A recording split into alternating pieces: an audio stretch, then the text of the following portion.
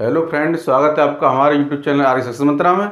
और आज हम आपको पढ़ाएंगे सुपर टेट में विज्ञान में चैप्टर 7 ध्वनि। और ये जो साइंस के चैप्टर पढ़ा रहा हूँ केवल सुपर टेट से संबंध नहीं है, वो सारी कंपटीशन जिसमें साइंस आता है, सामान्य विज्ञान आता है, उन सभी में ये तो आपके चैप्टर बहुत इंपॉर्टेंट हैं। चलिए शुरू करते हैं सुपर टेट में चैप्टर 7 ध्वनि। तो पहला पॉइंट है, ठोसों में ध्वनि की गति सर्वाधिक तथा गैसों में न्यूनतम होती है। ये परीक्षा में ये प्रश्न बहुत आता है कि ध्वनि की जो तरंगे हैं, जो ध्वनि की जो वो है गति, वो किस में सर्वाधिक होती है। ऑप्शन आएगा ठोस में, द्रव में, गैसों में, एक ऑप्शन और आया किसी में नहीं। तो बहुत इंपॉर्टेंट क्वेश्चन है कि ठोसों में ध्वनि गति सर्वाधिक और गैसों में न्यूनतम होती है। यानी कोई ठोस है, कोई ठोस चीज है, उसमें जब ध्वनि की तरंगें चलेंगी तो उसकी वो गति सर्वाधिक गति चलेंगी। यानी ठोसों में जो ध्वनि की स्पीड है वो सर्वाधिक होती है। जब गैसों में, अगर गैसों में ध्वनि तरंगें चलती हैं तो उनका जो वेग होता है वो होता है न्यूनतम, यानी सबसे कम। तो पहला पॉइंट क्लियर हो गया कि ठोसों में ध्वनि की गति सर्वाधिक होती है और तथा गैसों में ध्वनि गति सबसे न्यूनतम यानी सबसे कम होती है। ये बहुत इंपॉर्टेंट क्वेश्चन है।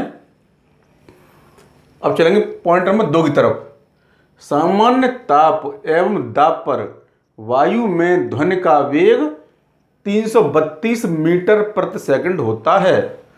सामान्य ताप और दाब पर वायु में ध्वनि का वेग, यानी हवा में ध्वनि का वेग पूछता कितना है, यानी साउंड की स्पीड कितनी है, speed of sound in the air, यानी हवा में ध्वनि का वेग कितना होता है। चार ऑप्शन आ जाएंगे, हमको टिक लगाना है 332 मीटर प्रति सेकंड। यानी ध्वनि का वेग होता है वो 1 सेकंड में ध्वनि चलती कितनी, 332 मीटर। यानी ध्वनि का जो वेग है, ध्वनि की जो स्पीड है, यानी साउंड की जो स्पीड है कितनी है, 1 सेकंड में 332 मीटर। तो हो गया क्लियर कि सामान्य ताप और दाब पर कंडीशन है कि ताप भी समान होना चाहिए नॉर्मल, और दाब या प्रेशर भी समान होना चाहिए। अगर सामान्य ताप है और सामान्य दाब है, उस कंडीशन क्या होगा कि वायु में ध्वनि का वेग होगा 332 मीटर प्रति सेकंड। अब चलेंगे अगले पॉइंट नंबर 3 की तरफ। ध्वनि तरंगों के संचरण के लिए किसी न किसी माध्यम की आवश्यकता होती है। क्या कहना चाह रहा है, हम जैसे बोल रहे हैं और आपके पास आवाज पहुंच रही है, तो कैसे पहुंच रही है, यानी माध्यम में बीच में हवा, क्या है माध्यम, वायु है। ये वायु है, इस वायु के कारण हमारी ध्वनि तरंगें हमारी आप तक पहले रिकॉर्डिंग हो रही हैं, फिर वो आपके कानों तक पहुंच रही हैं। तो कहने का मतलब यह है कि जब ध्वनि तरंगें चलेंगी तो बिना माध्यम के चल नहीं पाएंगी। यानी ध्वनि तरंगों को चलने के लिए कोई ना कोई माध्यम अवश्य चाहिए। अगर माध्यम नहीं होगा तो ध्वनि तरंगें आगे नहीं बढ़ सकती। तो यह पॉइंट होगा तीसरा क्लियर कि ध्वनि तरंगों के संचरण के लिए किसी न किसी माध्यम की आवश्यकता होती है, अर्थात बिना माध्यम के ध्वनि तरंगें आगे नहीं बढ़ सकती। पॉइंट नंबर 4 चलेंगे आगे। ध्वनि तरंगें ठोस, द्रव, गैस तीनों माध्यम में चल सकती हैं। किसमें, ठोस में, द्रव में और गैस तीनों माध्यम में। आइए बता, अभी थोड़ा पहले जिक्र हुआ था पॉइंट नंबर 3 में कि ध्वनि के लिए माध्यम की व्यवस्था होती है। तो जरूरी नहीं कि वो ठोस हो, वो द्रव भी हो सकता है और गैस भी हो सकता है। यानी ध्वनि तरंगें हमारी तीनों माध्यम में चल सकती हैं, चाहे ठोस माध्यम हो, चाहे द्रव माध्यम हो और चाहे वो गैस माध्यम हो। ऑप्शन आ सकता है, ऑप्शन आता है परीक्षा में कि ध्वनि तरंगें किस माध्यम चल सकती हैं, ठोस माध्यम में, नंबर 2 देगा ऑप्शन द्रव माध्यम में, तीसरा ऑप्शन देगा गैस माध्यम में और चौथा देगा तीनों में। तो आपको टिक टिक लगाना है तीनों माध्यम में, यानी कि हमारी ध्वनि तरंगें ठोस, द्रव, गैस तीनों माध्यम में चल सकती हैं। पॉइंट नंबर 5, ध्वनि तरंगें निर्वात में नहीं चल सकती। वही बात आ गई, ध्वनि तरंगें निर्वात में नहीं चल सकती हैं। मैंने कहा था याद है ना कि किसी न किसी माध्यम अवस्था होती है ध्वनि चलने के लिए, चाहे ठोस हो, चाहे द्रव हो, चाहे गैस हो। अब निर्वात हो तो हमारी ध्वनि तरंगें नहीं चलेंगी। निर्वात क्या है, निर्वात की माध्यम है ही नहीं। निर्वात क्या होता है, जैसे हम कमरे में खड़े हैं तो इस समय कमरे में वायु है, इस वायु के माध्यम द्वारा हमारी तरंगें आगे बढ़ रही हैं। लेकिन यदि इस कमरे में से हम वायु निकाल लें, निर्वात होता क्या है? निर्वात ये होता है किसी के अंदर से हम वायु को खींच लें, किसी पंप द्वारा, सक्शन पंप द्वारा खींच लें तो कमरा जो वायु रहित हो जाएगा, यानी कह सकते हैं कमरे में निर्वात उत्पन्न हो गया, यानी उसमें वायु नहीं है। जब वायु नहीं है तो सीधी सीधी बात, जब वायु नहीं है तो माध्यम नहीं मिलेगा या निर्वात हो जाएगा, तो निर्वात हो जाएगा तो हमारी ध्वनि तरंगें आगे नहीं बढ़ेंगी। तो वही पॉइंट है इसमें क्लियर कि ध्वनि तरंगें निर्वात में नहीं चल सकती हैं, केवल ठोस, द्रव और गैस में चल सकती हैं, लेकिन निर्वात में नहीं चल सकती। पॉइंट नंबर 6, ध्वनि तरंगें अनुदैर्घ्य तरंगें होती हैं। ध्वनि तरंगें कैसी होती हैं? ध्वनि तरंगें अनुदैर्घ्य तरंगें होती हैं। ये भी क्वेश्चन आता है कि ध्वनि तरंगें कैसी होती हैं। ऑप्शन देगा पहला अनुप्रस्थ तरंगें, नंबर 2 अनुदैर्घ्य तरंगें, नंबर 3 दे देगा अनुप्रस्थ और अनुदैर्घ्य दोनों तरंगें, या चौथा कोई नहीं। तो हमारी ध्वनि तरंगें, हमारी साउंड वेव्स हैं, वे होती हैं अनुदैर्घ्य तरंगें। कैसी होती हैं? अनुदैर्घ्य। दो तरंग होते हैं, एक अनुप्रस्थ और अनुदैर्घ्य। तो हमारी दीर्घ जो हमारी ध्वनि तरंगें हैं वो हमारी अनुदैर्घ्य तरंगें होती हैं। अब 7वें पॉइंट से पहले मैं थोड़ा क्लियर कर दूं आपको, ये ध्वनि तरंगें हैं, ये 3 तरह की होती हैं। ये ध्वनि तरंगें होती हैं, वो होती हैं 3 तरह की। कौन कौन सी? पहला होती है अपश्रव्य तरंगें, दूसरा श्रव्य तरंगें और तीसरा पराश्रव्य तरंगें। कौन कौन सी? पहली अपश्रव्य तरंगें, दूसरा श्रव्य तरंगें और तीसरा पराश्रव्य तरंगें। तो इनमें देखो, अपश्रव्य, श्रव्य मतलब क्या होता है? श्रव्य मान जिसका हम श्रवण कर सकें, यानी जिसे हम सुन सकें। तो हम केवल श्रव्य तरंगों को सुन सकते हैं, नाम इसका श्रव्य। श्रव्य माने सुनना, श्रव्य माने सुनना, जिसको हम सुन सकते हैं। तो श्रव्य तरंगों को ही, ध्वनि तरंगों को सुन सकते हैं हम, न तो अपश्रव्य तरंगों को सुन सकते हैं और न पराश्रव्य तरंगों को सुन सकते हैं। तो ध्वनि तरंग 3 तरह की होती हैं। पहली बताई थी हमने अपश्रव्य तरंगें। कौन सी? अपश्रव्य तरंगें। ये कौन सी होती हैं? जिनकी आवृत्ति 20 हर्ट्ज से कम होती है। जिनकी जो फ्रीक्वेंसी है, आवृत्ति कितनी होगी? 20 हर्ट्ज से कम, उन्हें कहेंगे अपश्रव्य तरंगें। और इन अपश्रव्य तरंगों को हमारा कान नहीं सुन सकता है, मतलब मनुष्य का कान अपश्रव्य तरंगों को नहीं सुन सकता है। क्यों? इसकी आवृत्ति होती है वो 20 हर्ट्ज से कम होती है। दूसरा है हमारी श्रव्य तरंगें। श्रव्य तरंगों की जो आवृत्ति की लिमिट है वो होती है 20 से लेकर के 20,000 हर्ट्ज तक। ये लिमिट याद कर लीजिए, बहुत इंपॉर्टेंट क्वेश्चन है, किसी न किसी रूप में आ जाता है परीक्षा में कि श्रव्य तरंगों की अवस्था है, श्रव्य तरंगों का परास क्या होता है, श्रव्य तरंगों की लिमिट क्या होती है। तो कितनी होती है? 20 हर्ट्ज से लेकर के 20,000 हर्ट्ज तक। 20 हर्ट्ज से लेकर के 20,000 हर्ट्ज तक किसकी? श्रव्य तरंगों की आवृत्ति। और इसको हमारा मनुष्य कान सुन सकता है। प्रश्न पूछ सकते हैं कि मनुष्य का कान किस परास तक की ध्वनि तरंगों को सुन सकता है? तो मनुष्य कान सुन सकता है 20 हर्ट्ज से लेकर के 20,000 हर्ट्ज तक की ध्वनि तरंगों को। तीसरी आई पराश्रव्य तरंगें। पराश्रव्य तरंग कौन सी होती हैं? जिनकी जो आवृत्ति है वो 20,000 हर्ट्ज से ऊपर चली जाती है। कितनी? 20,000 हर्ट्ज से ऊपर की आवृत्ति वाली ध्वनि तरंगों को पराश्रव्य तरंग कहते हैं। और इन तरंगों को भी मनुष्य का कान नहीं सुन सकता। इन्हें कौन सुन सकता है? इनको कुत्ता सुन सकता है, इसको बिल्ली सुन सकती है और चमगादड़। एक कुत्ता, एक बिल्ली और एक चमगादड़, ये तीनों हैं वो पराश्रव्य ध्वनि तरंगों को सुन सकते हैं, लेकिन मनुष्य को नहीं सुन सकता। मनुष्य सुन सकता है केवल श्रव्य तरंगों को, जिसकी लिमिट होती है 20 से लेकर के 20,000 हर्ट्ज तक। बहुत इंपॉर्टेंट है, सीधी सी याद कर लीजिए। अपश्रव्य तरंगें 20 हर्ट्ज से कम, श्रव्य तरंगें 20 से लेकर के 20,000 हर्ट्ज तक, और पराश्रव्य तरंगें 20 हर्ट्ज से ऊपर, यानी 20 तक, फिर 20 से 20,000 तक, और तीसरी 20,000 से ऊपर।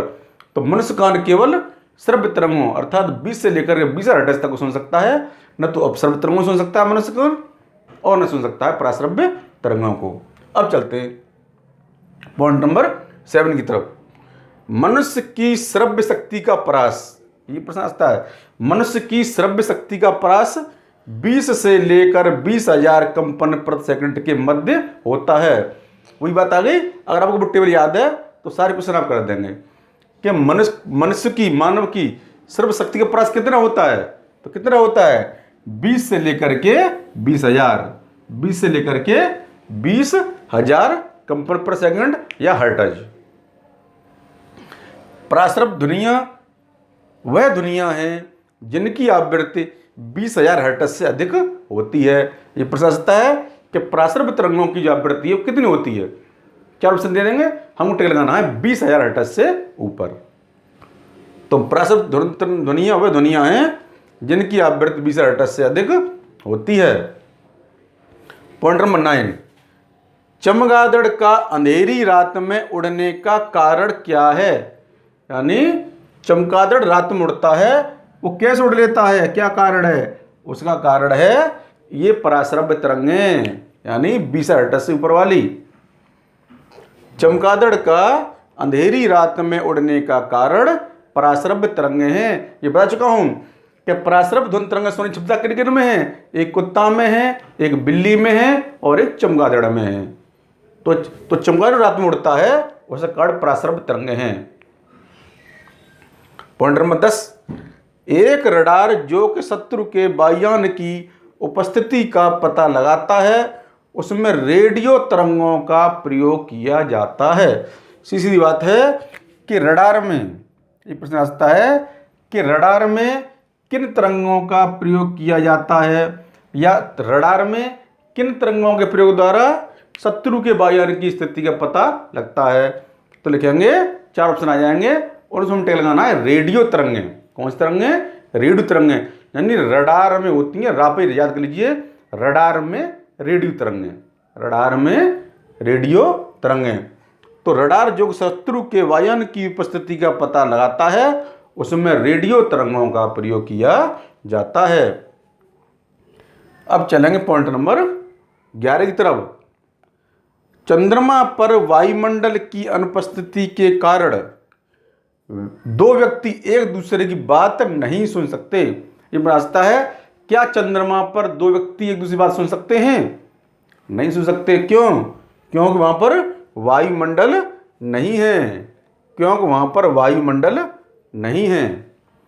क्योंकि सुनने के लिए यानी 2 व्यक्ति खड़े हैं तो ध्वनि हम जा रही है उस व्यक्ति कान तक कब पहुंचेगी, जब बीच में माध्यम होगा यानी वायु होगी।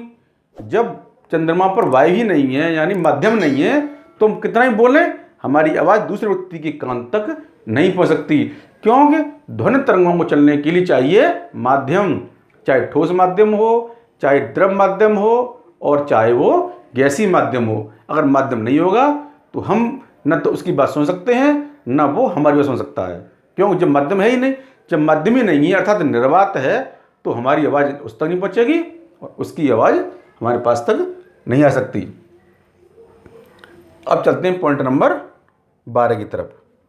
विश्व स्वास्थ्य संगठन WHO, ये WHO एक संस्था है, इसको बोलते हैं वर्ल्ड हेल्थ ऑर्गेनाइजेशन यानी विश्व स्वास्थ्य संगठन। तो विश्व स्वास्थ्य संगठन द्वारा किसी नगर के लिए निर्धारित सुरक्षित ध्वनि प्रदूषण का स्तर 45 डेसिबल है। ये एक बहुत इंपॉर्टेंट क्वेश्चन है कि WHO ने जो ध्वनि प्रदूषण की यानी साउंड पॉल्यूशन की जो एक लिमिट निश्चित की है वो कितनी है, वो सुरक्षित वो है हमारी 45 डेसिबल, यानी 45 डेसिबल तक की है तो उसकी ध्वनि है तो मनुष्य को उसे कान को श्रवण के लिए सुरक्षित माना गया है। लेकिन पहला पॉइंट है 90 डेसिबल से अधिक, कितना 90 डेसिबल से अधिक की ध्वनि हानिकारक ध्वनि प्रदूषण कहलाती है। बात समझिए, अगर 45 डेसिबल तक की है जो ध्वनि तरंगे हैं वो अगर 45 डेसिबल तक की हैं तो उसको माना गया है सुरक्षित ध्वनि प्रदूषण। क्या माना गया है, सुरक्षित ध्वनि प्रदूषण। ध्वनि प्रदूषण तो है लेकिन एक सुरक्षित है यानी हमें कोई खतरा कानों को नहीं होगा। कितना 45 पर, 45 डेसिबल पर हमारा जो ध्वनि प्रदूषण है वो कैसा होगा, सुरक्षित। लेकिन 45 से जैसे 45 डेसिबल से जैसे हम ऊपर बढ़ते जाएंगे वैसे वैसे हमारे ध्वनि प्रदूषण का स्तर बढ़ता जाएगा। और 90 को यानी लगभग डबल हो गया, 45 से सुरक्षित, 45 दूर 90, तो 90 को बताया गया है 90 डेसिबल से अधिक की ध्वनि, अगर 90 तक, चलो 90 तक भी ध्वनि प्रदूषण में है, लेकिन 90 से अगर ऊपर चला गया तो हो गया हानिकारक ध्वनि प्रदूषण। ये कितना था? एक सुरक्षित ध्वनि प्रदूषण और नीचे लिखा है हानिकारक ध्वनि प्रदूषण। तो सुरक्षित ध्वनि प्रदूषण की कितनी लिमिट थी? 45 डेसिबल। कितनी थी? 45 डेसिबल। लेकिन हानिकारक ध्वनि प्रदूषण की लिमिट क्या है? वो है 90 डेसिबल। इस प्रकार आपका ये पॉइंट नंबर 13 क्लियर हो गया ध्वनि प्रदूषण का। बस आप याद रखिए, ये बहुत इंपॉर्टेंट है कि अपश्रव्य, श्रव्य, पराश्रव्य आएगा तो इसमें क्वेश्चन आ जाता है सीधा। अगर आपको इन तीनों को क्लियर है कि 20 सेंटीमीटर से कम अपश्रव्य, 20 से 20,000 तक श्रव्य और 20,000 से ऊपर पराश्रव्य तरंग है, और बीच वाला जो श्रव्य है इसको ही मनुष्य कान सुन सकता है, और न अपश्रव्य सुन सकता है, न पराश्रव्य को। पराश्रव्य सुन सकते हैं तो जानवर, यानी कुत्ता, बिल्ली और चमगादड़। तो आपका ये साउंड में पॉइंट नंबर 13 पूरा हो गया। चलिए शुरू करते हैं पॉइंट नंबर 14। और पॉइंट नंबर 14 शुरू करने से पहले थोड़ा संशोधन करना है। ये इससे पहले पॉइंट नंबर 13 पढ़ाया था मैंने कि ये पराश्रव्य तरंग ध्वनि तरंग है, ये बताया था मैंने 20,000 हर्ट्ज, लेकिन लिखने की वजह से इसमें 2,000 लिख गया था, उसको 2,000 न करके इसको 20,000 पढ़ा जाए, ठीक है ना। यानी श्रव्य का कितना होता है? 20 से लेकर के 20,000 हर्ट्ज तक, और पराश्रव्य तरंगों का 20,000 हर्ट्ज से ऊपर। तो बोला तो मैंने 20,000 था, लिखा था उस पर 2,000, तो इसको 20,000 ही माना जाए, ठीक है ना। अब चलते पॉइंट नंबर 14 की तरफ। रेडियो तरंगों की तरंग दैर्घ्य सबसे अधिक तथा गामा किरणों की तरंग दैर्घ्य सबसे कम होती है। ये परीक्षा में पूछते हैं कि किन तरंगों की तरंग दैर्घ्य सबसे अधिक होती है, किस तरंग की। 4 दे देंगे आपको ऑप्शन, रेडियो तरंगे, अवरक्त तरंगे, ठीक है ना। तो रेडियो तरंगों की, इसकी रेडियो तरंगों की तरंग दैर्घ्य सबसे अधिक है। तरंग दैर्घ्य किसे व्यक्त करते हैं? तरंग दैर्घ्य यानी लैम्डा। तो रेडियो तरंगे हैं, तो रेडियो तरंगों की तरंग दैर्घ्य सबसे अधिक, और गामा किरणें, कौन सी किरणें? गामा किरणों की तरंग दैर्घ्य सबसे कम होती है। इंपॉर्टेंट क्वेश्चन है कि रेडियो तरंगों की तरंग दैर्घ्य सबसे अधिक होती है तथा गामा किरणों की तरंग दैर्घ्य सबसे कम होती है। अगर सबसे कम पूछे तो हम टिक लगाएंगे किन पर? गामा किरणों पर। और सबसे अधिक तरंग दैर्घ्य पूछे तो टिक लगेगा रेडियो तरंगों पर। शुरू करते हैं पॉइंट नंबर 15। जब टीवी का स्विच ऑन किया जाता है तो श्रव्य और दृश्य दोनों तरंगें एक साथ शुरू होती हैं। बहुत इंपॉर्टेंट पॉइंट है, कौन सी? श्रव्य एवं दृश्य दोनों तरंगें। क्योंकि टीवी में क्या होता है? टीवी हमको दिखाई भी देता है और टीवी में हमको उसकी आवाज सुनाई देती है। तो आवाज मतलब श्रव्य, सुनना, आवाज, टीवी की आवाज मतलब श्रव्य तरंगें, और जो दिख रहा है मतलब वो दृश्य तरंगें। तो जब टीवी हम ऑन करते हैं तो 2 तरंगें एक साथ शुरू होती है। कौन सी? एक तो दिखने वाली चित्र दिखता है, इमेज, यानी कि दृश्य तरंगें, और जो हमें ध्वनि सुनाई देती है वो कौन सी होती है? हमारी ध्वनि तरंगें। तो क्या हो गई? ये जब टीवी स्विच ऑन किया जाता है तो श्रव्य और दृश्य दोनों तरंगें एक साथ शुरू होती हैं। चलिए पॉइंट नंबर 16 की तरफ। दूर संचार में प्रयुक्त तरंगें हैं। दूर संचार जो होता है, दूर संचार, इसमें किन तरंगों का उपयोग किया जाता है? तो दूर संचार में प्रयुक्त करते हैं हम सूक्ष्म तरंगों का। लिखा सूक्ष्म तरंगों का। तो दूर संचार में प्रश्न आया, दूर संचार में किन तरंगों का प्रयोग किया जाता है? 4 ऑप्शन दिए आएंगे, आपको टिक लगाना किस पर? सूक्ष्म तरंगों पर। अब सूक्ष्म तरंगों का, इसके अलावा सूक्ष्म तरंगें एक दूर संचार में प्रयोग करते ही हैं, इसके अलावा कुछ और भी हैं जिनमें इन्हें सूक्ष्म तरंगों का प्रयोग किया जाता है। तो सूक्ष्म तरंगों का उपयोग यानी दूर संचार तो होता ही है, दूर संचार और कहाँ होता है? रडार में।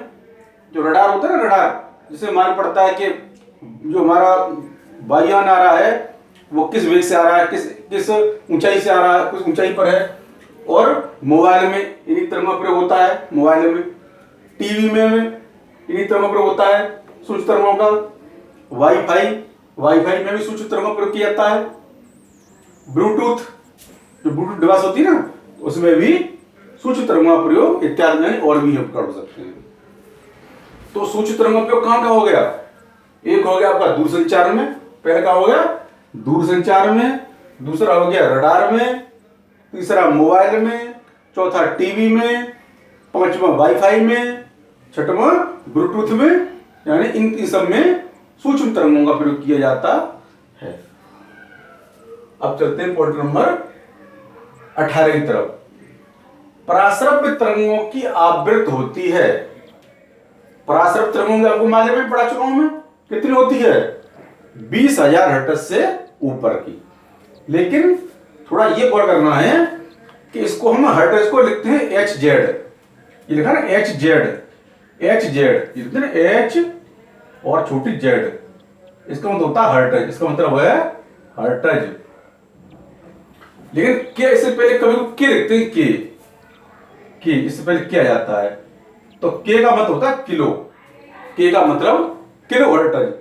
अब यानी इसको या तो ये लिख दीजिए कि 20,000 HZ पराश्रव्य, यानी 20,000 हर्ट्ज, या लिख सकते हैं 20 KZ यानी 20 किलो हर्ट्ज, क्योंकि 1 किलो में होता है 1,000, तो 20 के मतलब 20,000 हर्ट्ज।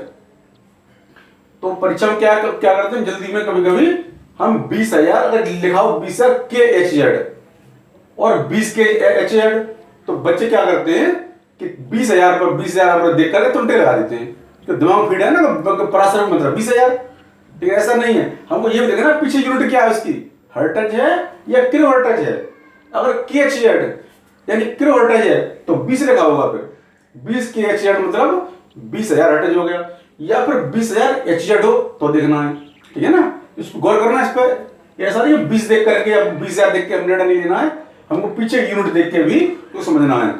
पराश्रव्य मतलब या तो 20,000 हर्ट्ज लिखा हो, 20,000 HZ लिखा हो, या 20 KHZ यानी 20 किलो हर्ट्ज, दोनों एक ही बात है, ठीक है ना।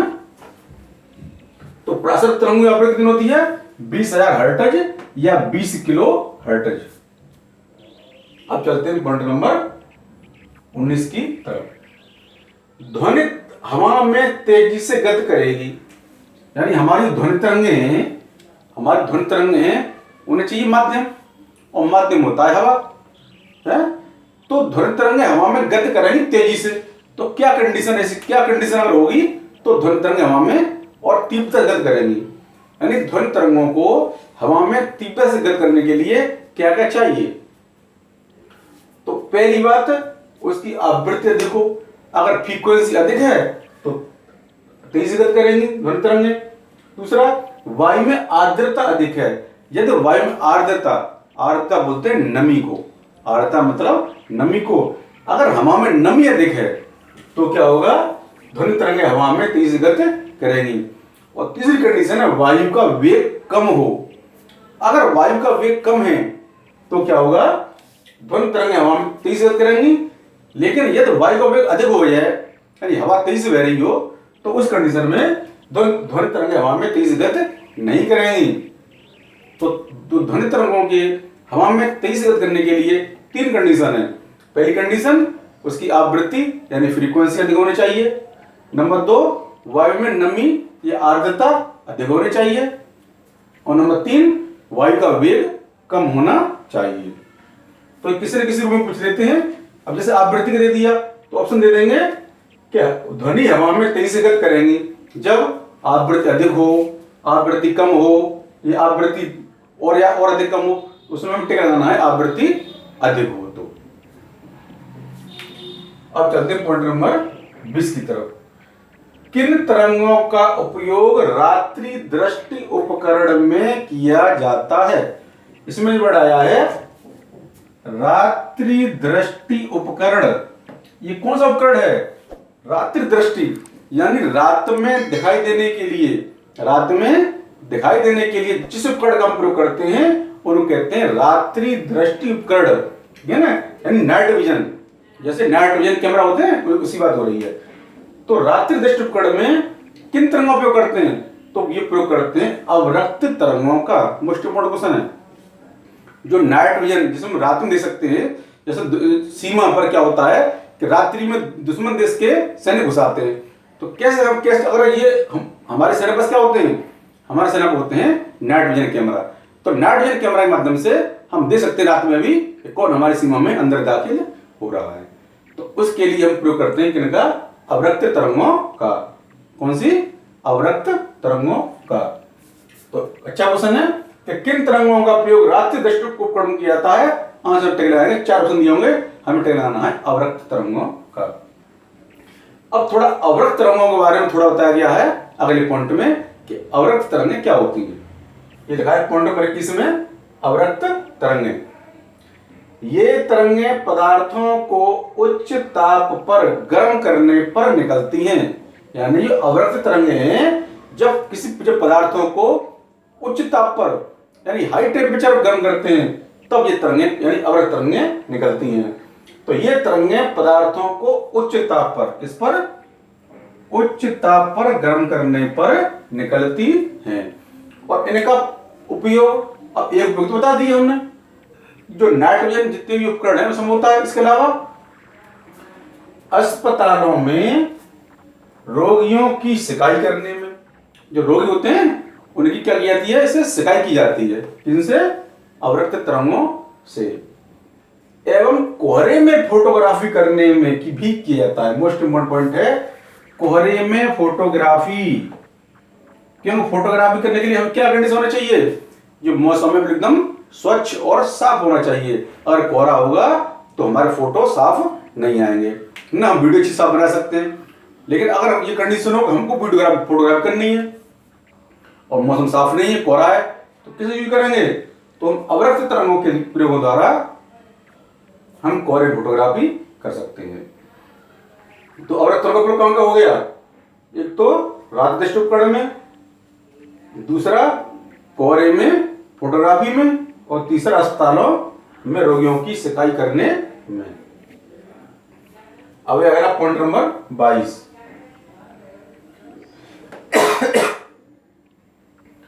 मनुष्यों के लिए मानक ध्वनि स्तर है। ध्वनि स्तर मतलब मानक, क्वेश्चन पूछ रहा है मानक ध्वनि स्तर। मानक बोलते हैं स्टैंडर्ड, मानक मतलब उसका स्टैंडर्ड फॉर्म। तो स्टैंडर्ड जो ध्वनि का जो लेवल है, यानी एक उससे मतलब एकदम लेवल पर, तो मानक ध्वनि स्तर कितना है, वो है 60 डेसिबल, जिसको स्टैंडर्ड बताया गया। स्टैंडर्ड ध्वनि का लेवल कितना है, 60 डेसिबल। इसका क्या मतलब, इसका मतलब है इससे अधिक स्तर की ध्वनि नुकसानदेह है। यानी अगर 60 डेसिबल से ऊपर की ध्वनि स्तर है तो वो मानव के कानों के लिए बहुत नुकसानदेह है। तो मनुष्यों के लिए मानक ध्वनि स्तर कितना माना गया है, 60 डेसिबल। अगला पॉइंट नंबर 23। जब दो लोग आपस में बात करते हैं तब कितने डेसिबल ध्वनि उत्पन्न होती है। ये हर कोई इसका जवाब नहीं दे पाएगा कि जब दो व्यक्ति आपस में बात करते हैं तो कभी तो क्या थोड़ा सा कम आवाज में बात कर लेते हैं या कभी थोड़ा अधिक आवाज में बात करते हैं, लेकिन नॉर्मली तो क्या रहता है, जो नॉर्मल फ्रीक्वेंसी क्या रहती है। तो जब दो व्यक्ति आपस में बात करते हैं तो करते हैं 30 डेसिबल से लेकर के 50 डेसिबल तक की। कितनी, 30 to 50, 30 to 50 डेसिबल। यानी जब दो लोग आपस में बात करते हैं नॉर्मली तो जो ध्वनि उत्पन्न होती है वो होती है कम से कम 30 डेसिबल और अधिकतम 50 डेसिबल। कुछ लोग थोड़ा तेज बात करते हैं बोलने में तो उनका 50 डेसिबल तक जा सकता है, और कुछ क्या है कम बात करते हैं कम आवाज में तो उनका 30 डेसिबल जाएगा। और कुछ जो 30, किसी का 35, किसी का 38 डेसिबल, किसी का 40, किसी का 42 है, किसी का 48, यानी 30 डेसिबल से लेकर के 50 डेसिबल तक की जो वो है वो आपस में जो वार्ता करते हैं तो ध्वनि उत्पन्न होती है। अब अगला पॉइंट नंबर 24, ध्वनि का वायु में वेग अनुमानित है। यानी ध्वनि का वायु में वेग कितना होता है, ये पहले एक बार आ चुका है इससे पहले, और ये है 332 मीटर प्रति सेकंड। यानी एक सेकंड में 332 मीटर है ध्वनि का वायु में वेग, यानी ध्वनि तरंगों का जो साउंड वेव्स हैं, ध्वनि तरंगें, तो ध्वनि तरंगों का जो वायु में चलती हैं वो किस में चलती हैं? ध्वनि तरंगें वायु में किस में चलती हैं? तो वो चलती हैं 332 मीटर पर सेकंड, यानी 1 सेकंड में वो 332 मीटर की दूरी तय करती हैं। अब पॉइंट नंबर 25, ध्वनि तरंगों का सबसे तीव्र प्रगमन होता है। प्रगमन, प्रगमन का क्या मतलब है? प्रगमन यानी एक तरह से गमन माने, गमन, गमन माने चलना, यानी उसकी स्पीड। ये कहना चाह रहा है ध्वनि तरंगों का सबसे तीव्र प्रगमन यानी सबसे तीव्र स्पीड किस में होती है, यानी ध्वनि तरंगें किस में तीव्र चलती है, पूछ रहा है। तो बताया था ध्वनि तरंगें चलने के लिए क्या चाहिए? इसमें माध्यम चाहिए, और ध्वनि तरंगें हमारी तीनों माध्यम में चल सकती हैं, चाहे ठोस माध्यम है, चाहे द्रव माध्यम है, और चाहे गैस माध्यम में। लेकिन इन माध्यमों में ध्वनि तरंगों के चलने की स्पीड है वो अलग है। यानी ठोस माध्यम में ध्वनि तरंगें सबसे तीव्र गति चलती हैं। फिर आता है हमारा द्रव माध्यम, तो द्रव माध्यम में जो स्पीड होती है वो ठोस की अपेक्षा कम होती है। अंत में आता है हमारा गैसीय माध्यम, तो गैसीय माध्यम में जो ध्वनि तरंगों की स्पीड होती है सबसे कम होती है। कहने का अर्थ यह है कि ध्वनि तरंगों की ठोसों में जो चलने की वो है स्पीड है वो सबसे अधिक है, और गैसों में सबसे कम है। तो ध्वनि तरंगों का सबसे तीव्र प्रगमन होता है ठोसों में, उससे कम प्रगमन यानी उससे कम स्पीड होती है किसमें? द्रव में। किसमें? द्रव में। और सब सर्वाधिक कम यानी सबसे कम होती है गैसों में। तो परीक्षा में पूछा जाए कि ध्वनि तरंगों का सबसे अल्प, सबसे कम प्रगमन किसमें होता है, या सबसे कम वेग किसमें होता है? तो हम देंगे गैसों में। ये पूछे ध्वनि तरंगों का सबसे अधिक प्रगमन यानी वेग किसमें होता है, तो कहेंगे ठोसों में, ठीक है ना। और ठोस और गैसों के बीच में होता है वो होता है द्रव में। चलिए शुरू करते हैं पॉइंट नंबर 26, कौन सी विद्युत चुम्बकीय तरंगें नहीं हैं? विद्युत चुम्बकीय तरंग बोलते हैं इलेक्ट्रोमैग्नेटिक वेव्स। तो कौन सी कह रहा है, कौन सी तरंग ऐसी है जो विद्युत चुम्बकीय तरंग नहीं होती? तो वो होती है आपकी अल्फा किरणें, ठीक है ना। इसको कहते हैं अल्फा रेज, इसको हम कहते हैं अल्फा रेज यानी अल्फा किरणें। तो कौन सी विद्युत चुम्बकीय तरंग नहीं है? आंसर है हमारा अल्फा किरणें या अल्फा रेज। अब इसके अलावा यह तक कौन सी विद्युत चुम्बकीय तरंगें हैं या कौन सी इलेक्ट्रोमैग्नेटिक वेव्स हैं? तो देखिए गामा किरण आपकी विद्युत चुम्बकीय तरंग है, एक्स किरणें विद्युत चुम्बकीय तरंगें हैं, परावैंगनी किरणें भी विद्युत चुम्बकीय तरंगें हैं, दृश्य विकिरण विद्युत चुम्बकीय तरंगें हैं, अवरक्त विकिरण विद्युत चुम्बकीय तरंग है, और रेडियो तरंग विद्युत चुम्बकीय तरंग है। यानी गामा किरणें, एक्स किरणें, परावैंगनी किरणें, दृश्य विकिरण, अवरक्त विकिरण और रेडियो तरंगें, ये सब आपकी कैसी हैं? विद्युत चुम्बकीय तरंगें। और कौन सी विद्युत चुम्बकीय तरंग नहीं है आपकी? वो है आपकी अल्फा किरणें, यानी अल्फा किरण होती हैं वो विद्युत चुम्बकीय तरंगें नहीं है, और ये बाकी सब कैसी हैं? ये सब की सब विद्युत चुम्बकीय तरंगें हैं, ठीक है ना। अब है अगला पॉइंट नंबर 28, इसमें बताएंगे आपको विभिन्न ध्वनि तरंगों की तीव्रता, यानी जो विभिन्न ध्वनि तरंग होती हैं उनकी तीव्रताएं अलग अलग होती हैं। जैसे अब इसमें डिवाइड किया गया है ध्वनि स्रोत और तीव्रता डेसिबल में। सबसे पहले फुसफुसाहट, जो कि हम चुपचाप किसी कान में बोलते हैं उसको बोलते हैं फुसफुसाहट। तो फुसफुसाहट कहते हैं तो वो कुछ जो हमारी आवाज़ निकलती है, जो हमारी ध्वनि तरंगें निकलती हैं एक दूसरे कान में तक कोई तीसरा न सुन ले, तो उस फुसफुसाहट की तीव्रता होती है 15 से 20 डेसिबल। इससे थोड़ी ज़्यादा यानी सामान्य वार्तालाप, कोई हमारे पास बैठा है और मुझसे नॉर्मल आवाज़ में बात कर रहे हैं, यानी सामान्य वार्तालाप। तो सामान्य वार्तालाप में जो तीव्रता होती है ध्वनि की होती है 30 डेसिबल से लेकर के 60 डेसिबल तक। अब कोई जोर से बात कर रहा है आपस में, कोई तेज बातचीत कर रहा है, किसी बात होती आदत होती तेज बोलने की, तो अगर जोर से बातचीत बात करेगा तो उसकी तीव्रता होगी 60 डेसिबल से लेकर के 70 डेसिबल तक, यानी कम से कम 60 डेसिबल और अधिकतम 70 डेसिबल। कोई कब? जब जोर से बात कर रहा है तब। पॉइंट नंबर 4, गुस्से में बातचीत। भाई अगर कोई गुस्से में बात करेगा तो क्लियर बात है वो धीमी बात करेगा नहीं, गुस्से में हमेशा तेज आवाज निकलती है। तो गुस्से में अगर बातचीत करेगा तो तीव्रता आएगी 70 से 80 डेसिबल, यानी कम से कम 70 डेसिबल और मैक्सिमम 80 डेसिबल। पॉइंट 5, ट्रक और ट्रैक्टर। जो ट्रक और ट्रैक्टर चलते हैं तो उसकी जो तीव्रता होती है वो होती है 90 डेसिबल से लेकर के 100 यानी 100 डेसिबल तक। किसकी? ट्रक और ट्रैक्टर की 90 डेसिबल से लेकर के 100 डेसिबल तक। आर्केस्ट्रा, जो आर्केस्ट्रा पार्टी होती हैं, जो दीव जागरण वगैरह में जो आते हैं बजाते हैं म्यूजिक इंस्ट्रूमेंट वगैरह, तो आर्केस्ट्रा का जो क्या होता है आवाज़ का जो बजाते हैं इंस्ट्रूमेंट का, उसकी तीव्रता होती है 100 डेसिबल से लेकर के 120 तक। ये आर्केस्ट्रा कभी कभी आ जाता है परीक्षा में, तो आर्केस्ट्रा होता है उसकी तीव्रता कितनी होती है? तो होती है 100 डेसिबल से लेकर के 120 डेसिबल तक। अब इससे और ज़्यादा चलें, पॉइंट नंबर 7, जेट विमान। जो जेट विमान होते हैं उनकी तीव्रता होती है कम से कम 140 डेसिबल और अधिकतम 150 डेसिबल।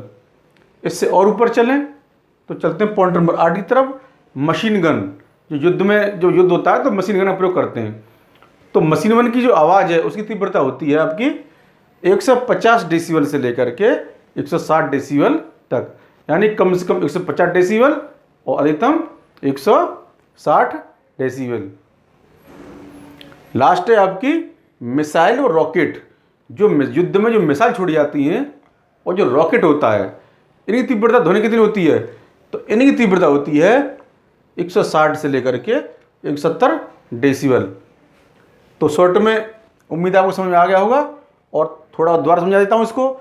फुसफुसाहट की 15 से 20 डेसिबल, सामान्य वार्तालाप 30 से 60 डेसिबल, जोर से बातचीत 60 से 70 डेसिबल, गुस्से में बातचीत करेंगे तो 70 से 80 डेसिबल, ट्रक और ट्रैक्टर की तीव्रता 90 से 100 डेसिबल, आर्केस्ट्रा 100 से 120 डेसिबल, जेट विमान 140 से 150 डेसिबल, मशीन गन की 150 से 160 डेसिबल और मिसाइल रॉकेट की 160 से 170 डेसिबल।